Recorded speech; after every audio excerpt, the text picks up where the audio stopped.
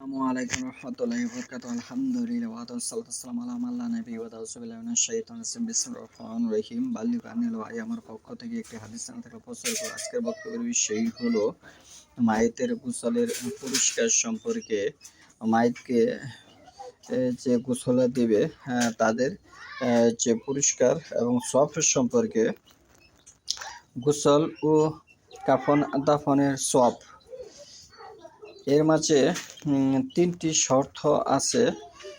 উক্ত কাজসমূহে অশেষ সওয়াব রয়েছে তিনটি শর্তে। এক, যে ওহীর অনুসরণ করবে সর্বখাতিরে।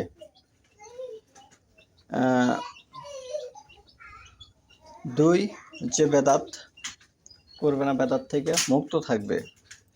যে বেদাত করে তার ফরজ নফল সুন্নত কোন আমলে আল্লাহ দরবারে কবুল হয় না, বরঞ্চ আল্লাহ এবং সমস্ত ফেরেশতা নবী রাসূলগণের অভিশাপ। সূরা বুখারীর 2য় খণ্ড হাদিস নম্বর হচ্ছে 3172-79।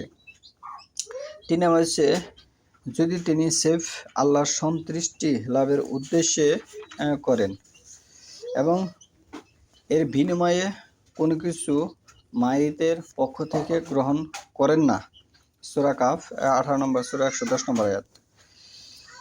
এবং 4 নম্বরে হচ্ছে যদি তিনি মাইতের কোনো অপছন্দনীয় বিষয় গোপন রাখেন,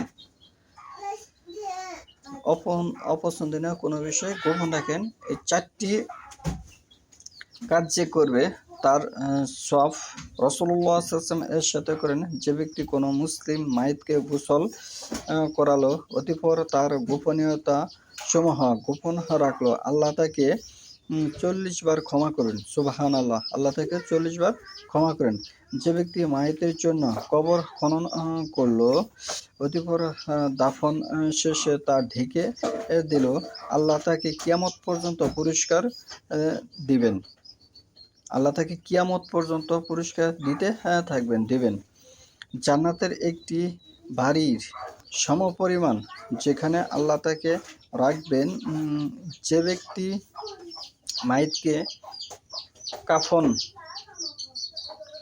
পরাবে, আল্লাহ তাকে কিয়ামতের দিন জান্নাতের মিহি মোটা রেশমের পোশাক পরাবেন। হাদিসটি হচ্ছে বাইহাকি 3 নম্বর খণ্ড 395, তাবারানি সহিহ আত-তারগীব 3492, সনদ সহিহ তালখিস পৃষ্ঠা হচ্ছে 31। তাহলে আমরা মাইতের যে সওয়াব সে সম্পর্কে আমরা জানলাম, কিন্তু আমাদের এর পূর্বে 4টি শর্ত আছে যেটি করণীয়। 1 নম্বরে ওহীর অনুসরণ করতে হবে সর্বখাতিরে। আমরা ওহীর অনুসরণ বলতে শুধু বুঝি সালাত, হজ, সিয়াম এবং কি কুরবানি। ইসলাম এই পর্যন্ত সমাপ্ত নয়। ইসলামের অনেক কাজ আছে, বিধান আছে। এই কারণে আমি বলেছি যে ওহীর অনুসরণ করতে হবে। যে ওহীর অনুসরণ করে না সে শয়তানের অনুসারী, সূরা আরাফের 175 নম্বর আয়াতে বক্তব্য। এবং দ্বিতীয়, বেদাত থেকে মুক্ত হতে হবে। এই দুটি কাজ থেকে মুক্ত প্রত্যেকটি মানুষের জরুরি।